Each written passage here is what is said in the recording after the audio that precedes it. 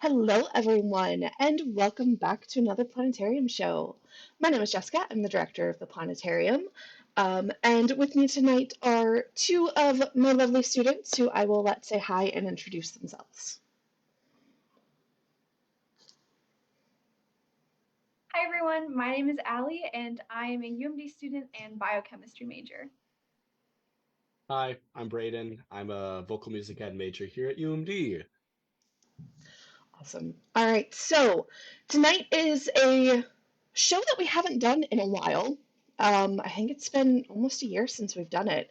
But with the weather turning nice, I thought it would be a great time to talk a little bit about telescopes, kind of what to look for if you're interested in maybe purchasing your first telescope, and kind of give you a what to expect when you have your first night of using that telescope. So hopefully a lot of good information to help you out, because I know it can be overwhelming with how many different types and styles and brands. So we're hopefully gonna lay that all out for you. All right. As I am getting everything on my screen set up, if you have any questions throughout the show, feel free to leave them down in the comments. I know Brayden and probably Allie will be keeping an eye on that for me. Will let me know when questions come up. Do keep in mind there is a little bit of a delay, so we may not see your question right away, but any questions we don't get to, I will be sure to answer at the end. And with that, let's get into our beginner's guide to telescopes. So to start off, we're going to talk about the 2 or 3 main types of telescopes. The first one we're going to talk about is the refracting telescope. You might also hear it called a refractor. This is actually the original telescope design. It was first recorded being made in 1608 by a lens maker named Hans Lippershey. He was from Holland. But it's not Galileo. That's a common misconception. Galileo did not invent the telescope. He was, though, one of the first to hear of the design and use it to look at the night sky. Because when this contraption was first created, it was actually made for use on land by like ships for navigation. So with a refracting telescope, what you have are 2 pieces of glass that are curved. We call these lenses. There is a lens at the front of the telescope where the telescope opens. That is the main or objective lens. And as the light comes in, this lens bends the light and focuses it down the telescope tube back to the end. At the end, you have a second lens for your eyepiece. And what this does is it magnifies that image and focuses it onto your eye. So at its very simplest, a telescope is really just 2 pieces of glass, your objective and your eyepiece lens. And of course, depending on how long it takes for the light to get focused, that's going to determine how long the telescope tube is. So refractors are typically the long, skinny telescopes. Now, refracting telescopes have some flaws. The biggest issue is that when light is bent as it passes through that glass, different colors are bent by slightly different amounts. So the blue is bent more than green, and green is bent more than red. So what that means is each of the colors isn't going to focus at exactly the same spot. And so this creates what we call chromatic aberration, and you end up getting pictures that look kind of like this, where you have the different colors focused at different locations, and so you end up getting more of kind of a rainbow smear of an image. Now, this can be corrected, by creating a more complicated lens that has a couple of different types of glass in it, and that can help correct and account for this. But of course, once you start doing that, the lens is going to get more expensive to make, and your refracting telescope is going to get more expensive, therefore, to purchase because of that more complicated, more expensive lens. Now, about 60 years after the refracting telescope was invented, Isaac Newton invented the reflecting telescope, or the reflector. And instead of using a lens to collect and focus the light, a reflecting telescope uses a mirror to do that. So instead of having a lens at the front opening, reflecting telescopes have a mirror situated at the back of the telescope. That mirror is going to collect the light and focus it back down the tube. And then there's a couple of different designs that you can have. The one that Newton invented, which we now call the Newtonian reflector, has a mirror here towards the front, just a flat mirror at a 45-degree angle that bounces the light out to the side, where you then have a lens for your eyepiece to magnify and focus the light onto your eye. And of course, the benefit to a reflecting telescope is, since light is just bouncing off of the mirror instead of passing through glass like a lens, you don't have that chromatic aberration. All of the colors are going to focus at exactly the same location. But that doesn't mean that reflectors aren't without some flaws. The easiest shape to make for a mirror, curved mirror for a telescope, is a spherical mirror. Now, unfortunately, spherical mirrors don't focus the light perfectly if you're looking at objects around kind of the edge of your image. The very center is fine, but as you move towards the edge of your image, things get a little out of focus. You can correct this by changing the shape of the mirror, changing it to be a parabolic mirror instead of spherical, but those are harder to make, which make them, of course, more expensive. So your reflecting telescope can be more expensive depending on the type of mirror that it has. All right, with all that said, there is a third type of telescope. This is a compound telescope, or a catadioptric. It's basically the best of both worlds. It has both a lens and a mirror. So there is a spherical mirror at the back and a lens at the front. And the general idea is this lens has a couple of different components to minimize that chromatic aberration, that rainbow smear, but it also helps to correct the focus issues that the spherical mirror has. And so this is a really common design, especially for backyard telescopes, is to have a compound or a catadioptric, because you get kind of the best of both worlds when it comes to your types of telescopes. All right, so those are your three types of telescopes.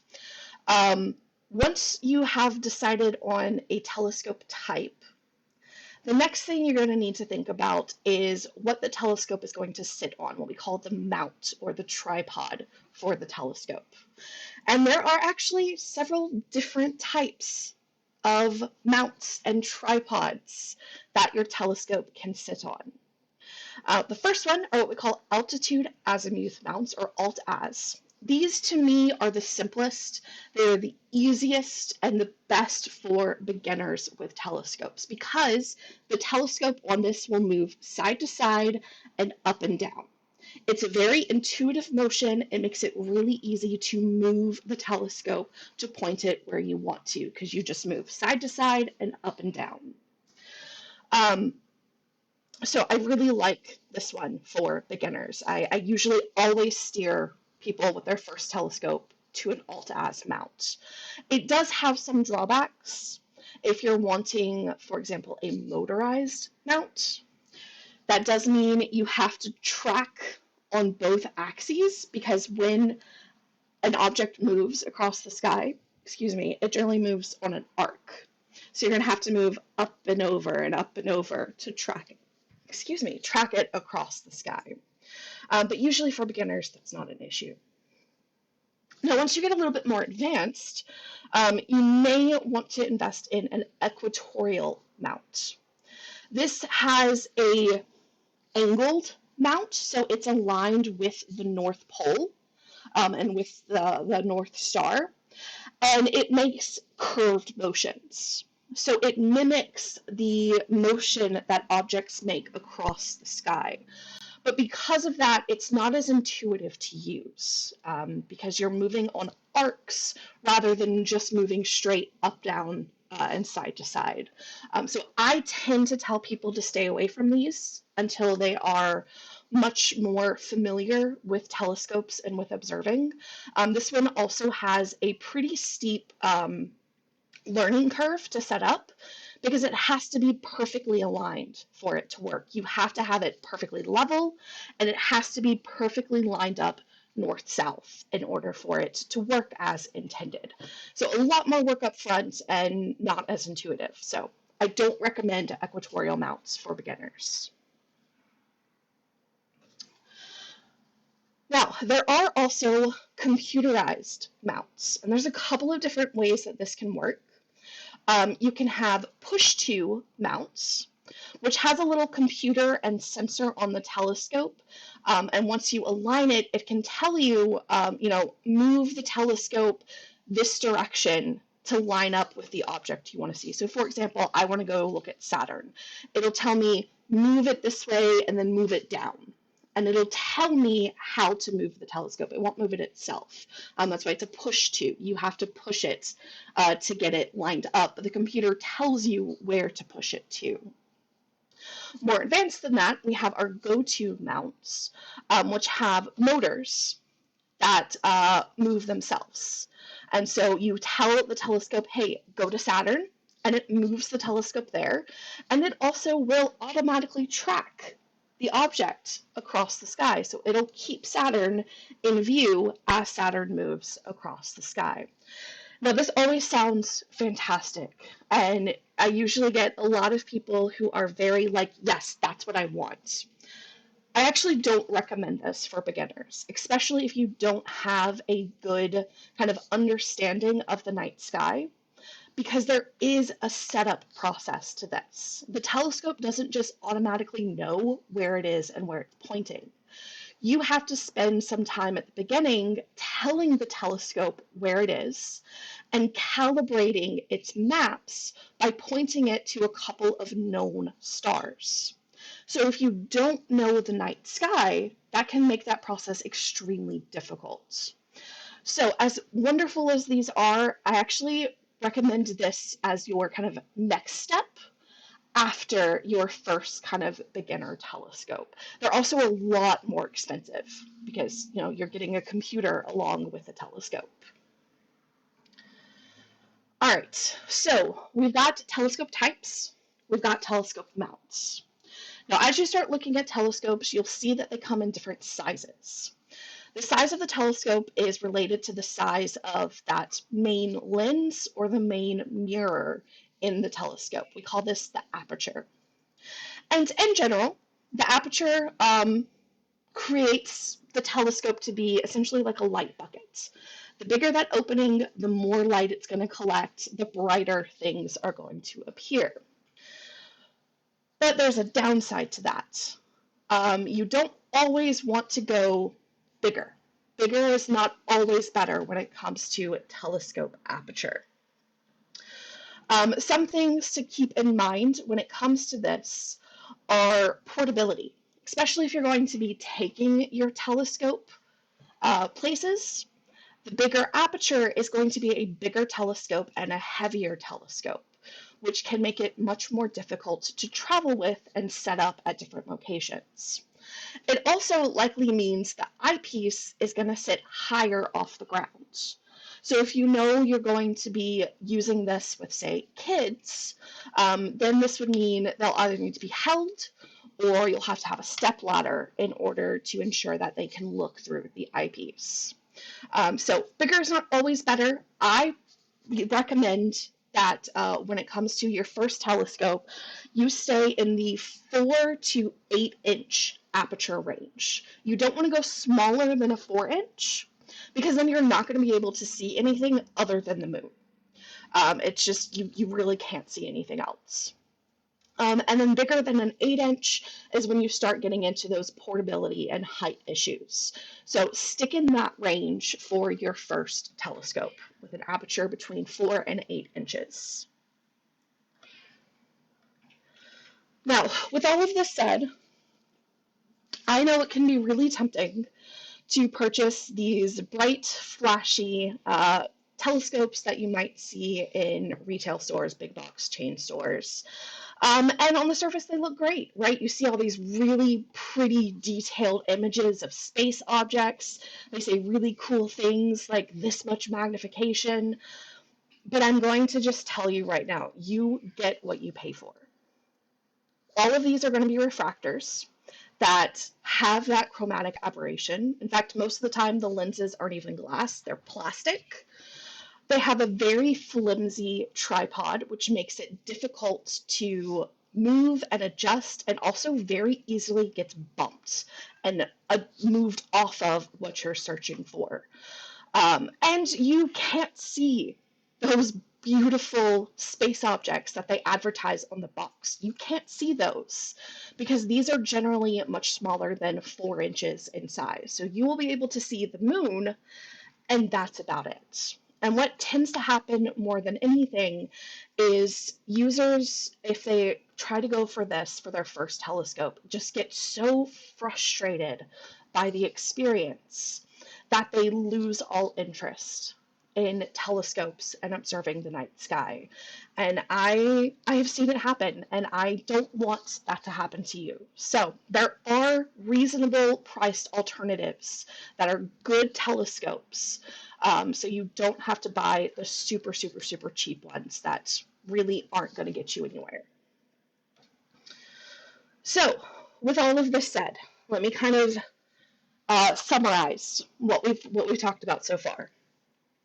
We have 3 main types of telescopes, right? The reflector, the refractor, and the compound. My recommendation for a first telescope is a reflector telescope. They're generally pretty cheap. You don't have that chromatic aberration issue. And yeah, you might have some issues with the spherical mirror, but usually when you're looking at an object, you're going to put it in the very center. So that's not something you're really going to have to deal with. I recommend an Altitude-Azimuth mount. Again, very easy to use, very user-friendly, and definitely go for a just normal telescope mount and not a computerized or go-to, especially if you're not familiar with the night sky. And then stay in the 4 to 8 inch aperture range. This is going to give you good views of the moon and other planets and objects in our solar system, while also, sorry for the sirens if you can hear them, we have our windows open, but it's also going to let you see some of the brighter deep space objects, things like the Andromeda Galaxy or the Orion Nebula. You're going to be able to see those things in your telescope, which is going to give you a lot more use out of it. So, you kind of know what to get. We've given you, our recommendations for the specs of kind of what to start with, but there are a lot of telescope brands out there. I have my few that I use pretty regularly that I really like. There are also a couple of others that I know from reputable sources that they use and are also really good. So these are the brands that I would recommend sticking with.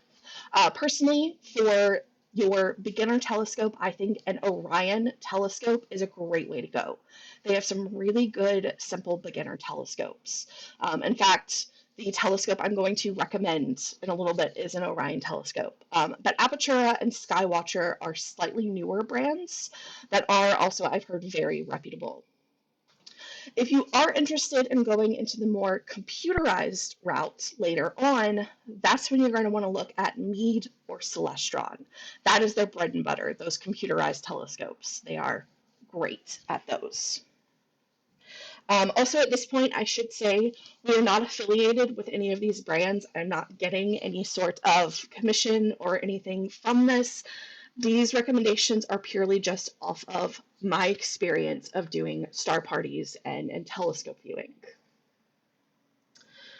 Okay, so with all of that said, this is what I recommend. For a beginner reflecting telescope on an Alt-Az mount, the way to go is what we call a Dobsonian telescope, and it looks just like this. So it sits a bit lower to the ground. The mount is more of this kind of box that the telescope sits in rather than your traditional tripod. And the telescope swivels around and up and down for you to move and adjust. It is very easy to use, very easy to set up. You just put the base down and you put the telescope on top of it. And so that is forever my go-to recommendation for a beginner telescope. Get a Dobsonian telescope, either a 4, a 6, or an 8-inch, depending on your price range.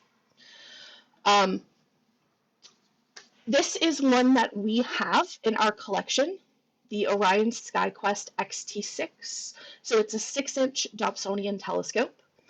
It's going to run you a couple $100. This one is a little bit more because it's the full kit. So it comes with a bunch of other stuff than just the telescope and the eyepiece that kind of help you get into learning the night sky.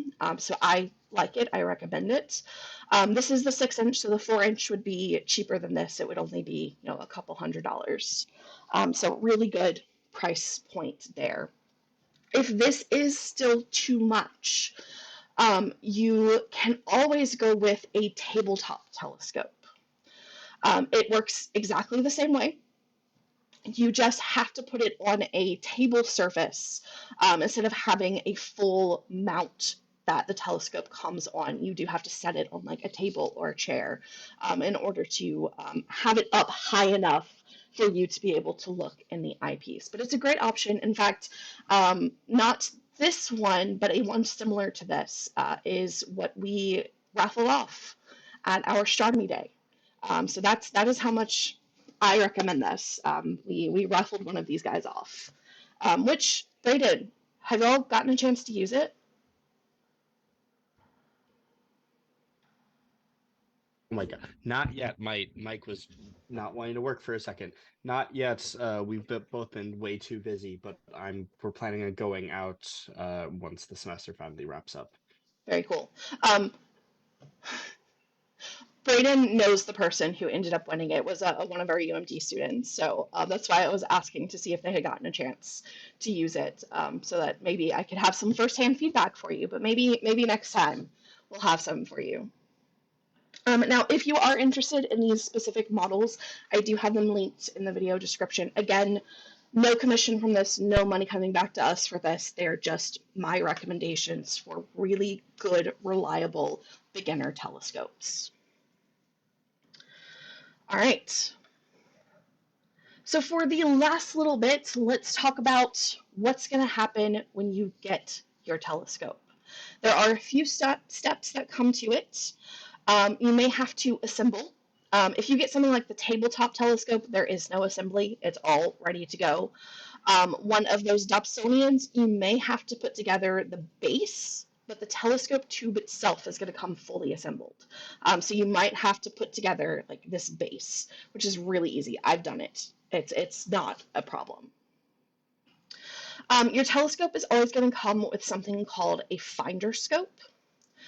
This is essentially going to help you aim the telescope so that you know, so that you can point to what you want to point at. For example, aim it to help you find Saturn, so that when you look through the eyepiece of your telescope, Saturn is there. The first time you ever use the telescope, though, you are going to have to align the finder scope, but the telescope comes with instructions on how to do that. It's pretty simple, and honestly, if you're having trouble and you're in the Duluth area, call us up, send us an email. We can help you out. getting this done if you're having trouble. If you're not in the Duluth area, find a local amateur astronomy club or a local observatory or planetarium. I'm sure that there are people there who would love to help you get it set up if you're having trouble. But once those 2 steps are done, your telescope's ready to go. So you'll decide what you want to look at in the night sky. We'll say, for example, we want to look at Mars. Then using your finder scope, you will line your telescope up on Mars, and then you will look through the eyepiece. Now, the first time you look through it, things may look fuzzy or really weird because you might need to focus.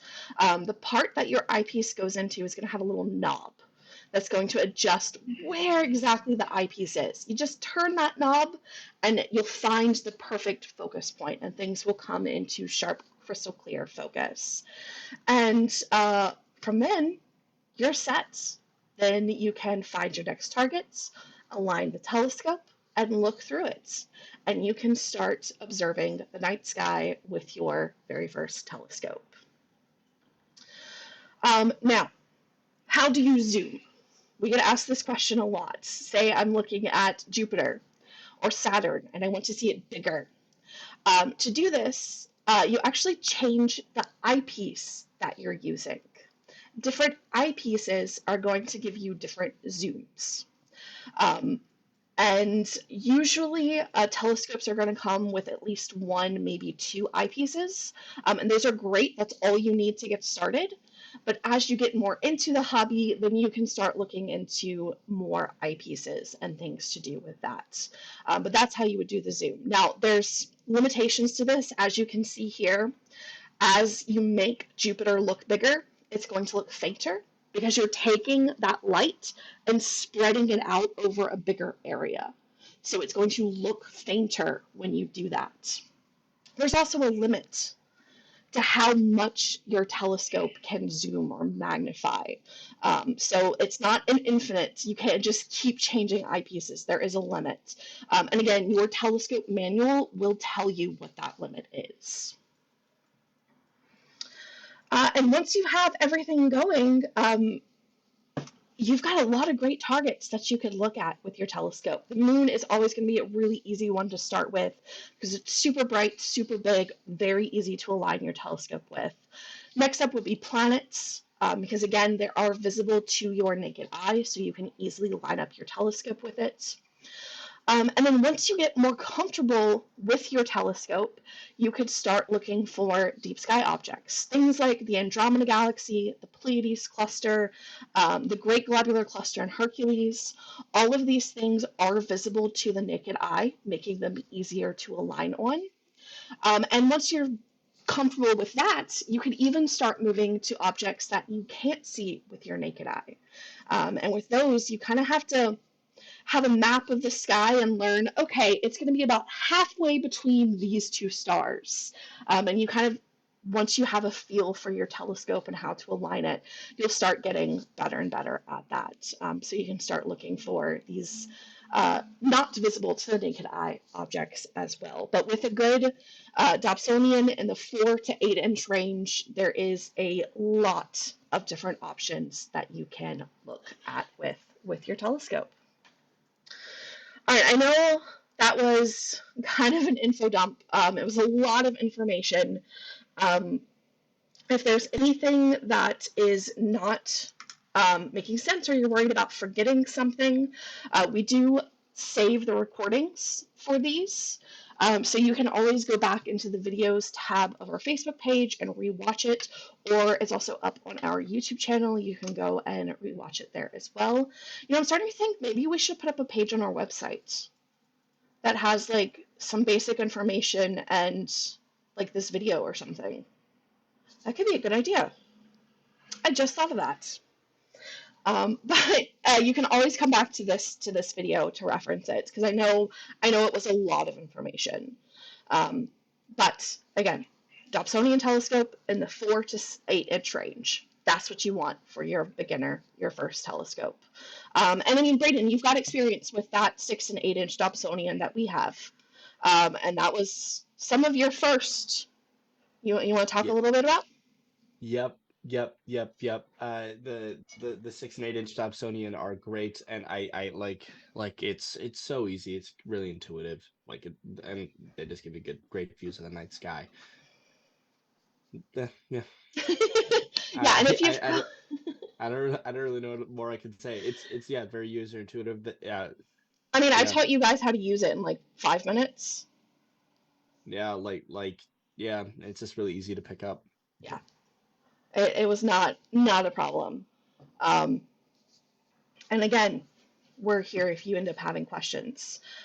We do host some star parties throughout the year, usually attached to our special events. Those are always an opportunity. You can bring your own telescope out with.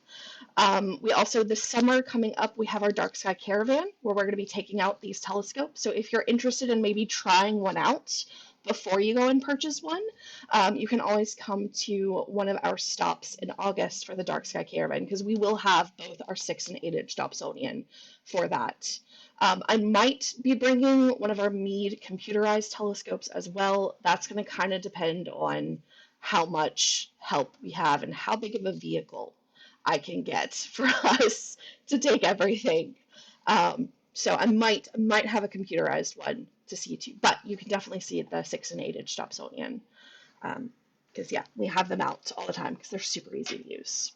And our 8-inch has a push-to system as well that we could show off. Oh, it does, doesn't it? Yeah. Yeah, I always forget.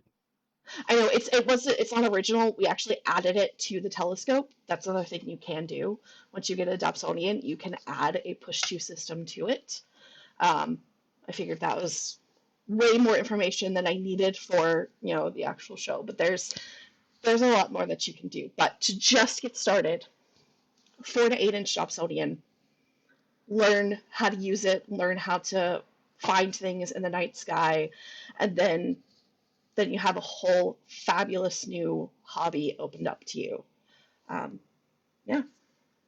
All right. Well, let's see if we have any questions. I haven't been seeing any. Doesn't look like it. All right. Well, we'll do just a last call. If anyone does have any questions about this or anything else, go ahead and leave that in the comments. Until then, let me tell you what's coming up this week at the Planetarium. On Friday, our show is Journey Through the Solar System. And then Saturday, for our 2 p.m. show, we have Hercules and Other Superhero Stars. And our 7 p.m. show is Dynamic Earth. This is the last weekend that we will be showing these two on Saturday. Starting next week, since we are in a new month already, next week, we will have a new set of shows for Saturday. That doesn't mean these are gone forever. They will come back eventually. We have a just list that we rotate through, but it might be a little while before we get back to those. So if you really want to see them, this weekend is the last weekend for the foreseeable future. And then next week on Wednesday, you can join us back here on Facebook Live for our monthly What's Up show, because it'll be the beginning of May, somehow. And I can't believe it. I can't believe it. I swear I say this every month on these shows, but I really do feel that every month. Like, I don't understand. Where did April go? I have no idea. I have no idea. I think things just go by really quickly once we have like better days and better weather. Things just like time starts to go by quicker. And yeah, you've also got the end of semester effect as well, right? Everything's just kind of piled up and yep. But yeah. All right. Well, I'm not seeing any questions, so I'm going to assume I did a fabulous job explaining all of that. And it's not because you're so confused that you can't think of a question. If you do end up with any questions afterwards, you can always leave a comment on the video or send us an email. I'd be happy to answer them. All right. Well, I guess we will wrap it up there then. Thank you, everyone, for joining us. Hopefully, you learned something new and maybe have some interest in purchasing your first telescope, either for yourself or a loved one. All right, have a fabulous week. Enjoy the nice weather that we've been having, and we will see you again next time. Bye, everyone. Facebook is like really behind.